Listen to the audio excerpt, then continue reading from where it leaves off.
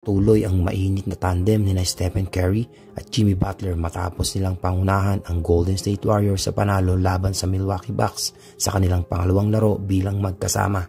Muling nagpakitang gila si Curry matapos bumuhos ng 38 points kasama ang 6 na 3-pointers.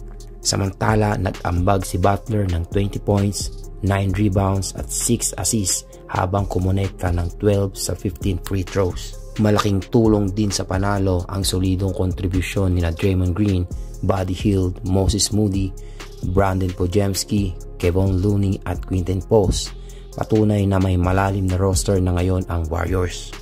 Bagaman magkaiba ang estilo ng laro ni Curry at Butler, kapwa nila kinikilala kung paano nila napupunan ang isa't isa. Habang si Butler ay dominante sa loob ng paint, si Curry naman ang kumokontrol sa perimeter. Ayon kay Butler, malaki ang epekto ng gravity ni Curry sa depensa na nagbubukas ng maraming pagkakataon para sa kanya. Isang bagay na hindi kailanman inamin ni Kevin Durant. Sa ngayon, nakikinabang ang Warriors sa bagong kombinasyon na ito na nagbigay sa kanila ng 2 sunod na panalo. Dagdag pa rito, inaasahang makakabalik si Jonathan Kuminga matapos ang All-Star break at kung may papakita niya ang kanyang laro, maaring maging banta ang Warriors sa malalakas na koponan sa Western Conference.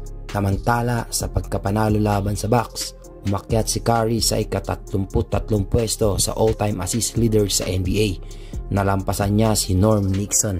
Bukod dito, naitala rin niya ang kanyang ika-1,000 laro sa NBA, ang kauna-unahang manlalaro sa kasaysayan ng Warriors na umabot sa naturang milestone. Isang magandang pangyayari rin na ang kanyang ika-1,000 laro ay natapat laban kay Damian Lillard, isang manlalarong madalas niyang pinapahirapan sa court.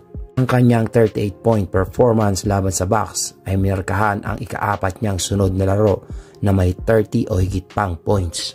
Sa edad na 36, sinamahan niya sina LeBron James, Michael Jordan at Karl Malone bilang tanging mga manlalaro sa kasaysayan ng NBA na may 4 na sunod na 30-point games sa kanilang edad.